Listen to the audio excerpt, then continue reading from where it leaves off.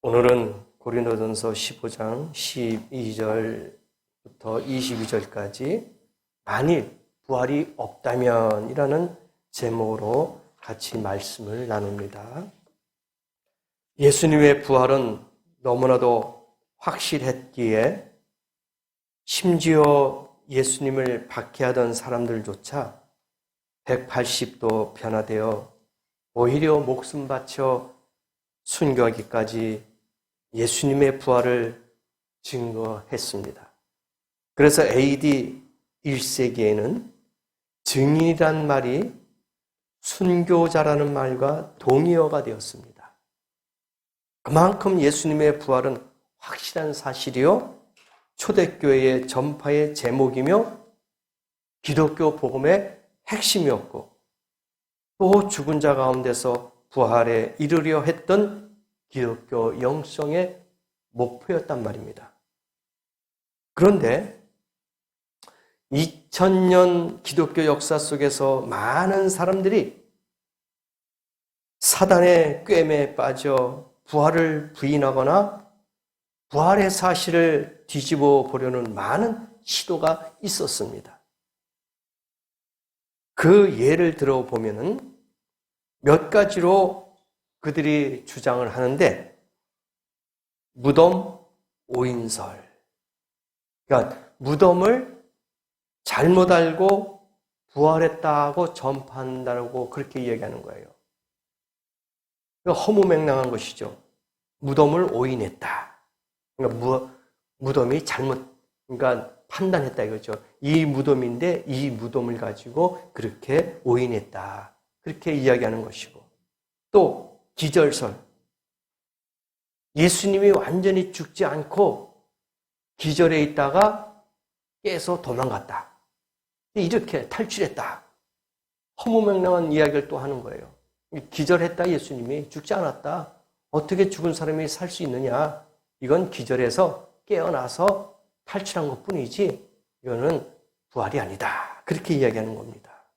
또 한 가지는 도난설. 예수의 시체를 예수의 제자들이 훔쳐갔다. 그리고 예수가 부활했다. 그렇게 주장했다 이거예요. 제자들이 몰래 와서 자기의 선생 예수를 훔쳐가지고 예수가 부활했다. 그렇게 주장을 했다는 겁니다. 또 한 가지는 환각설. 예수가 너무 그리워한 것 가운데서 잘못 봤다 이거예요. 그러니까 그리워한 나머지 헛개비를 보았다. 그렇게 주장하는 거예요. 예수가 아니다, 그 사람은. 너희들이 너무 그리워하고 너무 사모하기 때문에 헛것을 봤다. 그렇게 주장을 하는 거예요. 그러니까 환각설. 또 한 가지는 신화설. 예수는 실제 인물이 아니고 신화다. 그렇게 얘기하는 거예요. 이건 실질적인 인물이 아니다. 잘못된 것이다. 그렇게 이야기하는 거예요. 또 모방설도 있어요. 이거는 무덤을 모방했다. 그러니까 짝퉁이다. 쉽게 말하면 진짜가 아닌 짝퉁이다. 그렇게 이야기하는 거예요. 또 이장설도 있어요.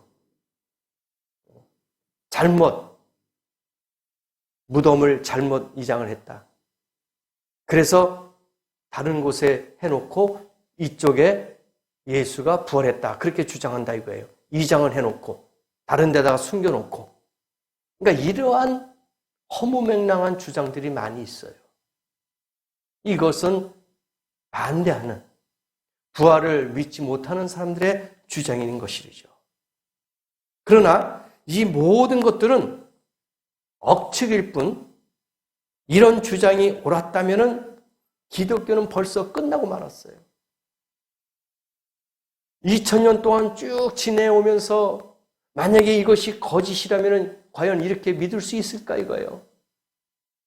얼마 못 갔을 겁니다. 왜? 드러날 수 있으니까.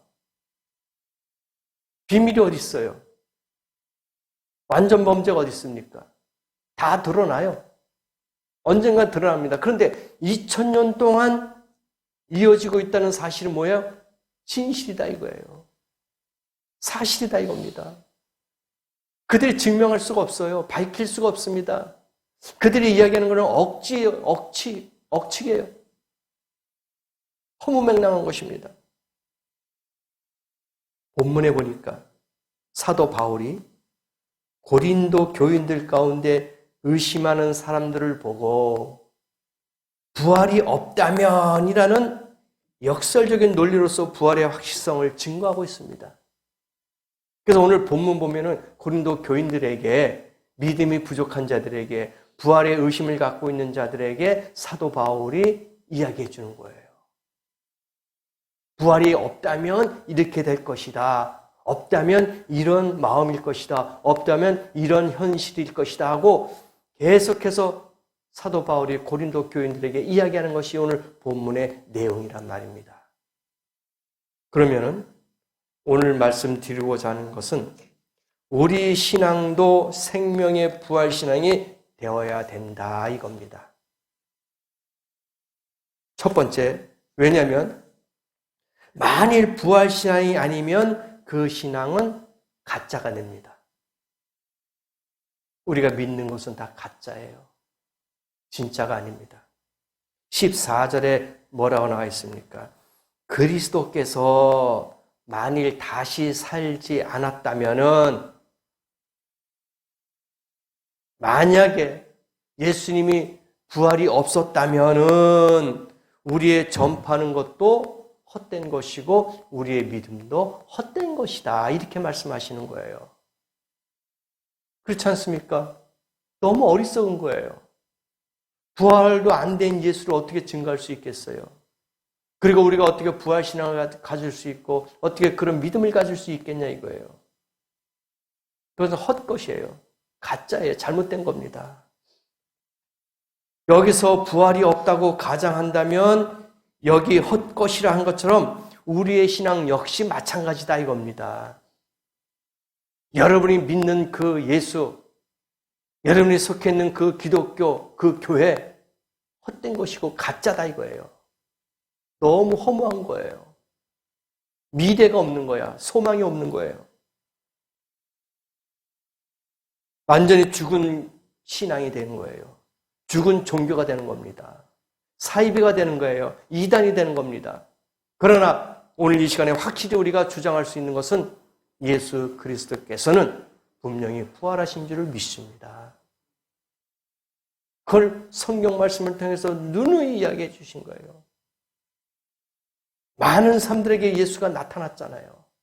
한 사람도 아니고 두 사람도 아니고 여러 증인들이 마리아 막달라 마리아에게 나타나고 엠마오로 가는 제자들에게 나타나고 제자들이 있던 그곳에서도 나타나고 500여 형제들에게도 나타나고 계속해서 예수 그리스도가 나타나는 거예요. 오죽했으면 도마에게 만져봐라 할 정도로 표적으로서 증거했겠냐 이거예요. 다시 살아나신 거예요. 그러므로 반드시 부활한 신앙을 가져야 됩니다. 이게 오늘 우리가 가질 수 있는 믿음이에요. 부활의 신앙. 만약에 부활이 없었다면 우리에게도 부활이 없는 거예요. 천국의 소망이 사라지는 겁니다. 예수 그리스도께서 살아나셨기 때문에 우리도 죽고 부활하며 천국에서 주님과 영원히 산다는 그런 희망과 소망을 갖고 사는 거 아닙니까? 이게 바로 부활신앙이에요. 이것이 없이 주님을 믿는다, 주님을 영접한다, 잘못된 신앙이죠. 우리가 예수 그리스도를 믿는다는 것은 부활의 신앙과 부활의 소망을 가지고 예수를 믿는 것인 줄 믿습니다. 이런 믿음이 없이는 예수를 섬길 수가 없어요. 믿을 수가 없습니다. 하나의 인간의 한 대상이고 우상이 될 수밖에 없어요. 그러나 예수 그리스도는 분명히 살아나셨습니다. 부활하셨습니다. 이것이 우리의 신앙이에요. 두 번째로는 만일 부활 신앙이 아니라면 그것은 거짓일 것이다. 거짓입니다. 속이는 거예요. 사람들을 속이는 거예요. 그렇지 않습니까? 없는 곳에서 있다고 하는 것은 속이는 거야. 사기예요. 없는 것인데 어떻게 있다고 말할 수 있습니까? 이거는 거짓말이고 사기치는 거죠. 예수님이 부활하셨어요. 근데 부활하시지 않았는데 부활하셨다면 그건 거짓말이잖아요. 근데 부활하셨다. 이건 진짜 진실이란 얘기입니다. 사실이란 얘기예요. 분명히 부활하셨습니다. 15절에 말씀하시기를 또 우리가 하나님의 거짓 증인으로 발견되리니 우리가 하나님이 그리스도를 다시 살리셨다고 증거하였음이라. 만일 죽은 자가 다시 사는 것이 없으면 하나님이 그리스도를 다시 살리시지 아니하셨으리라. 그러니까 우리가 예수님이 살아나셨다 하는 것을 우리가 진실되게 지금 증거를 하고 전도를 하는데, 선교를 하고 선포를 하는데, 만일 예수님이 부활하지 않았다면 우리는 거짓 증인으로 나타난다. 저와 여러분은 거짓말쟁이 되는 거예요. 사기꾼이 되는 겁니다. 만약에 부활이 없다면 기독교만큼 사기 집단이 어디 있겠습니까?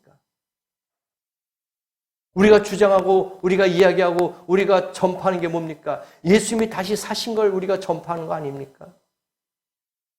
만약에 예수님께서 돌아가셨다면, 그것으로 끝났다면 우리가 예수를 믿을 이유가 없어요. 무슨 소망으로, 무슨 희망으로 예수를 믿겠습니까? 아무것도 없는 거예요. 차라리 다른 종교를 찾을 수밖에 없는 거야. 그러나 우리는 생명의 종교, 살아나셨다는 것은 뭐예요? 생명이란 얘기예요. 그래서 우리는 생명의 종교를 찾는 거예요. 그게 바로 기독교, 바로 예수 그리스도 아닙니까? 생명의 종교란 말입니다. 부활의 종교예요. 살아나셨다는 거예요. 그런데 만일 우리 신앙도 생명으로 충만한 부활 신앙이 되어야 되는데, 그렇지 않다면 아무리 지식이 뛰어나도 그것은 거짓말이다 이거예요. 아무리 똑똑해도 그건 거짓말이다 이겁니다. 그래서 부활하신 예수 그리스도께서 사도행전 1장 8절에 성령이 너에게 임하시면 너희가 권능을 받고 예루살렘과 온 유다와 땅끝까지 내 증인이 되리라, 이렇게 말씀하셨잖아요. 증인이 되라 이겁니다. 어떤 증인? 부활하신 예수 그리스도, 내가 살아났다 하는 것을 증인이 되라 이거예요. 1장 8절에 그대로 나왔잖아요. 만약에 살아나지 않았다면 이 말씀을 예수님이 하실 수가 없었던 거예요. 증인이 되라 그런 말을 못합니다. 왜?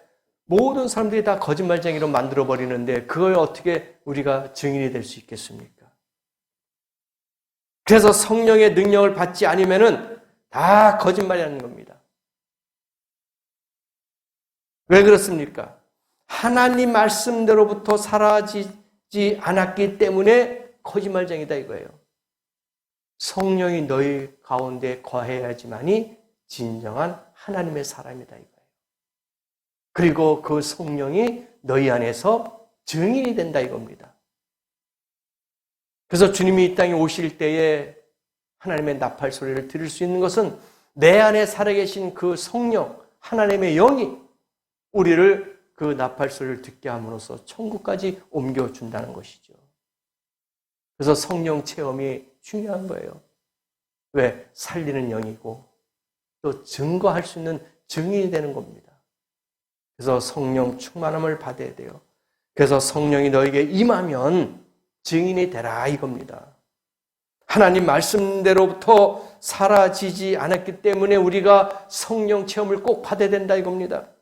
그래서 우리는 부활 교리도 사수해야 하지만 부활 신앙도 확립해야 되는 거예요.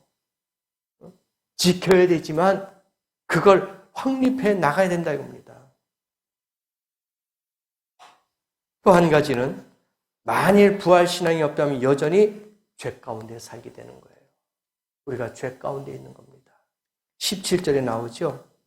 그리스도께서 다시 사신 것이 없으면 너희의 믿음도 헛되고 너희가 여전히 죄 가운데 있을 것이요. 그렇게 나와 있어요. 부활이 없다면 너희들은 여전히 어리석은 것이고 여전히 너희들은 죄 가운데 있을 것이다. 그러니까 이런 믿음을 갖고 있어야 되는 거예요. 이런 믿음이 없으면, 다시 주님이 사신 것이 없으면 우리는 다시 죄 가운데 있을 수밖에 없다 이겁니다. 비슷한 성경 구절이 로마서 4장 25절에 있는데, 예수는 우리의 범죄함을 위해 내어줌이 되고 또한 우리를 의롭다 하심을 위하여 살아나셨느니라. 이 말씀은 예수님께서 십자가에서 우리의 죄가를 담당하셨고 다시 살아나셨고 죄성에서 해방받게 하셨다라는 뜻이에요. 살아나셨기 때문에 죄에서 우리가 해방을 받을 수 있다 이겁니다. 이처럼 부활의 능력을 받지 못하면 보혈로서 용서를 받아도 죄성에서는 해방받지 못한다 이겁니다. 부활신앙이 이렇게 중요해요. 여러분은 어떤 믿음을 갖고 주님을 섬기고 있습니까? 그냥 막연히 예수 믿으면 복 받는다. 예수 믿으면 만사 형통한다. 예수 믿으면 치료받는다. 막연한 이런 단순한 생각으로 예수를 믿습니까? 아니에요. 그거는 부수적인 것이고 먼저 부활의 신앙을 가져야 돼요. 예수님이 살아나셨다는 확신이 있어야 되는 겁니다. 그래야지 그 믿음을 통해서 다른 부수적인 축복이 여러분에게 임하는 거예요. 그래서 예수 부활, 이것은 정말로 중요합니다. 부활의 능력 정말 중요해요. 이런 믿음이 없이는 주님을 기쁘게 할 수가 없다는 것입니다. 우리를 죄와 사망의 법에서 해방시키는 것은 생명의 성령의 법, 즉 부활의 능력 외에는 없다는 거예요. 이걸 믿는 확신 가운데 이루어지는 것이죠. 그래서 이 시간에 죄악에 매여서 자유롭지 못한 성도들은 성령의 부활 생명으로 충만하시기 바랍니다. 그래야지 우리가 복의 길을 걷게 되는 것입니다. 네 번째, 만일 부활 신앙이 없다면 내세의 소망도 없다 이겁니다. 그 말씀이 18절에 나오죠. 그리스도 안에서 잠자는 자도 망하였으리니. 잠자는 자, 죽어있는 자, 예수 그리스도가 부활하지 못했다면 이 사람들도 부활하지 못했을 거예요. 왜? 그런 능력이 예수에게 없다는 것이죠. 부활하셨기 때문에, 살리는 영이 되셨기 때문에 그들도 살릴 수 있다는 겁니다. 죽어있는 자가 만약에 예수 그리스도가 부활하지 못했다면 그냥 허무한 거예요. 그냥 죽음으로 끝나는 거죠. 소망이 없는 거예요. 부활의 소망이 없는 겁니다. 그래서 여기서 잠자는 자들은 예수 믿다가 죽은 사람을 가리키고 있어요. 나사로에게도 죽은 자가 아니다, 잔다 그랬어요. 자고 있다 그랬습니다. 그래서 오늘 이 말씀 여기도 잠자는 자들도 하는 것은 뭐냐? 예수를 믿고 죽은 자들, 그런 사람들을 가리키고 있는데, 만약 영혼이 영적으로 부활하지 않았다면 그 영혼은 천국 가지 못합니다. 다 지옥 가야 돼요.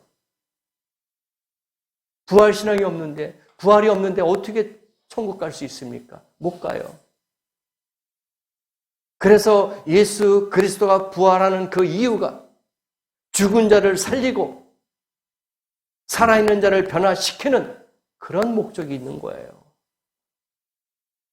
그래서 죽은 자에게도, 잠자는 자에게도 이런 희망이 있는 거예요. 이런 소망이 있어요.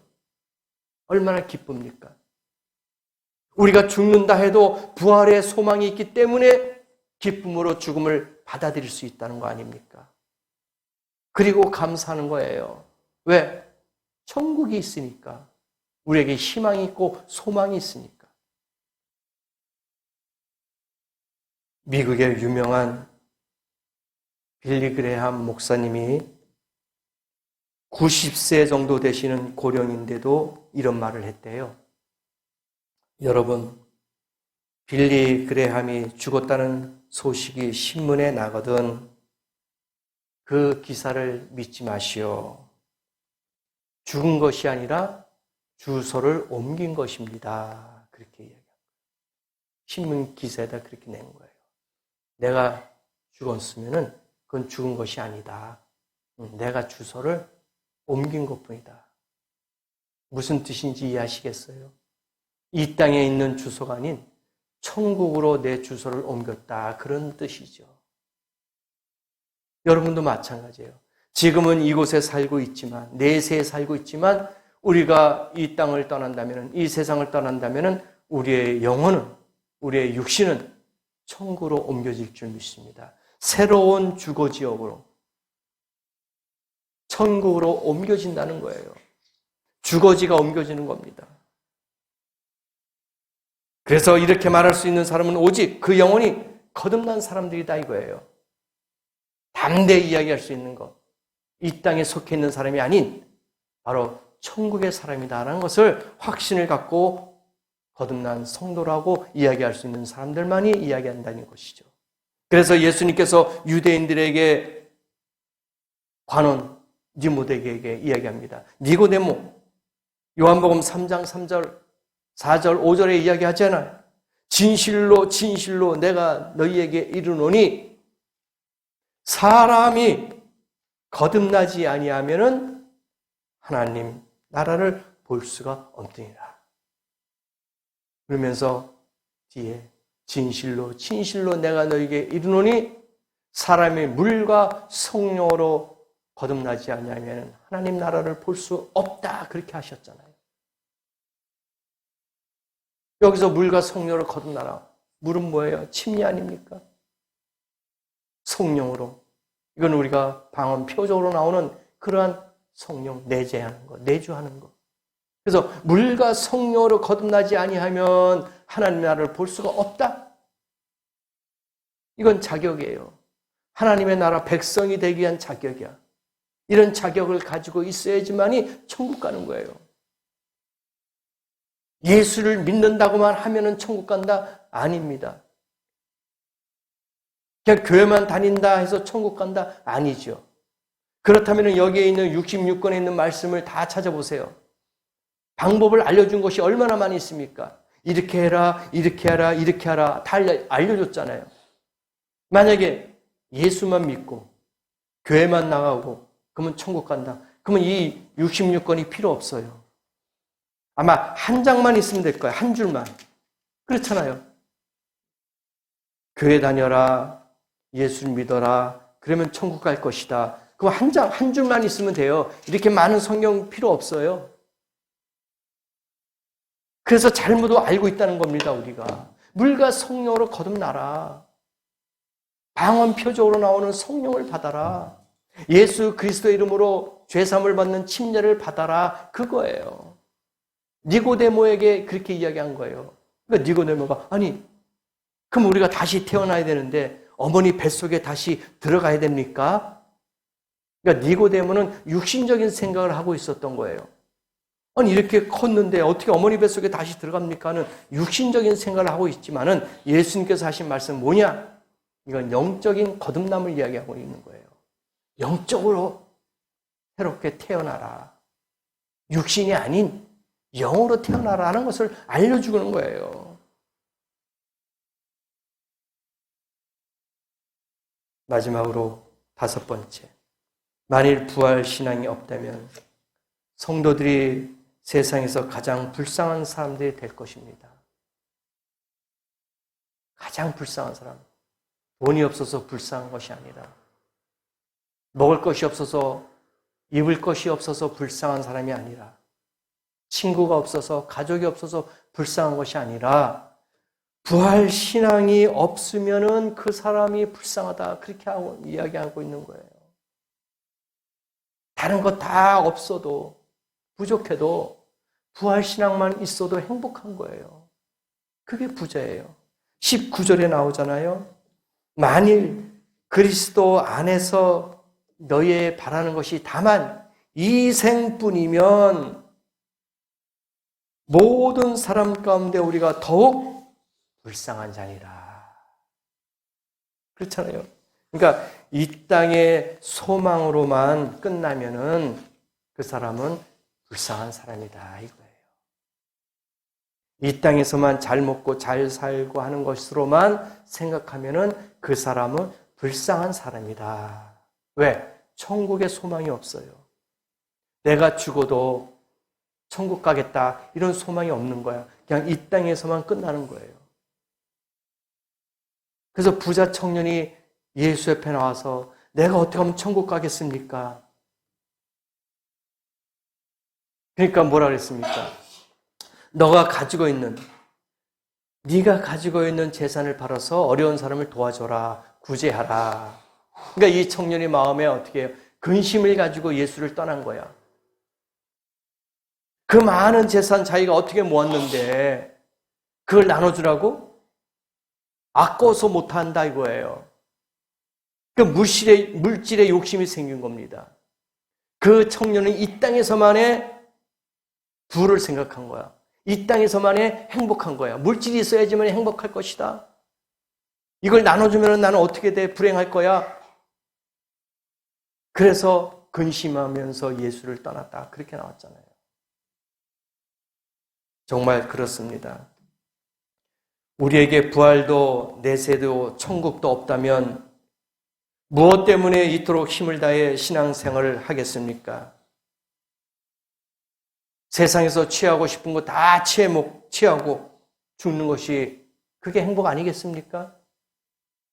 이 땅에서 누리고 싶은 거 다 누리고 사는 것이 행복 아니겠습니까? 신앙생활하는 것이 쉬운 일이 아니지 않습니까? 유혹도 물리쳐야 되겠고 절제도 해야 되겠고 고난도 역경도 이겨내야 되겠고 때로는 희생도 해야 되겠고 때로는 봉사도 해야 됩니다. 만일 이 생으로 끝이라면 완전히 헛수고하는 거예요. 그렇지 않습니까? 천국이 없다면 이후에 어떤 새로운 소망이 없다면 이 땅에서 그렇게 어렵게 살 필요가 뭐 있어요? 유혹도 물리칠 필요도 없지요. 봉사하고 헌신할 필요도 없지요. 고난과 역경을 이겨낼 필요도 없어요. 그냥 흘러가는 대로 그렇게 살면 되는 거예요. 그러다가 죽으면 끝나는 거 아닙니까? 뭐 힘들게 예수를 믿고 희생하면서 봉사하면서 선교하면서 그렇게 살아갈 수 있겠습니까? 할 필요 없어요. 헛된 거예요. 그런데 부활신앙이 없어도 그렇습니다. 믿는다고 하면서 죄사함의 확신과 생명의 성령의 법을 모르면 율법이 주는 온갖 시련과 시험을 다 당하고 죄악이 끄는 대로 끌려다니는 만신창이가 되고 만나는 거예요. 부활신앙이 없으면 이렇게 된다는 거예요.